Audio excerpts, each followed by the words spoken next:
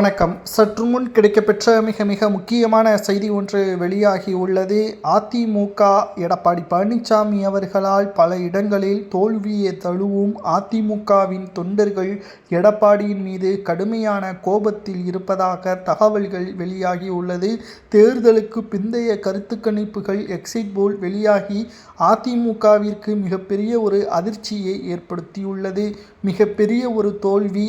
அதிமுக ஆட்சியை அமைக்க எதிர்க்கட்சி அந்தஸ்தை கூட இழக்க நேரிடும். ஓபிஎஸும் சசிகலாவும் இல்லாமல் அதிமுகவை வழிநடத்தினால் தோல்வி மட்டும்தான் உறுதி என்பதை அதிமுகவின் தொண்டர்களும் நிர்வாகிகளும் புரிந்து கொண்டார்கள். இனியும் எடப்பாடி பேச்சை கேட்டு அவரது பின்னால் எங்களால் செயல்பட முடியாது, எடப்பாடி பழனிசாமியின் தலைமையை மாற்றுங்கள் என்பதற்கேற்ப பல்வேறு குற்றச்சாட்டுகள் அதிமுகவின் தலைமையிடம் முன்வைக்கப்பட்டுள்ளது. அவைத்தலைவர் தமிழ்மகன் உசேன் அவர்கள் இதை கண்காணித்து உடனடியாக நடவடிக்கை எடுக்க வேண்டும்.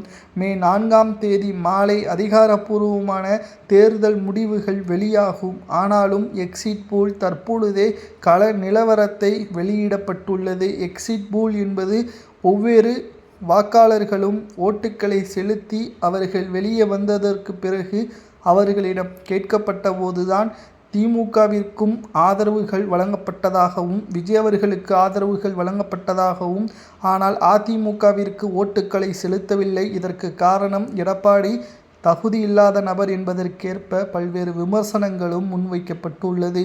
இதனால் எடப்பாடி பழனிசாமி அவர்களுக்கு எதிராக பல்வேறு குற்றச்சாட்டுகளும் எடப்பாடியின் மீது கடுமையான கோபத்திலும் அதிமுகவின் தொண்டர்கள் இருப்பதாக தகவல்களும் தற்பொழுது கிடைக்கப்பெற்றுள்ளது. அரசியல் களத்தில் மிகப்பெரிய அளவில் பரபரப்பு ஏற்பட்டுள்ளது. இதை பற்றி உங்களது கருத்துக்களை கமெண்டில் கூறுங்கள்.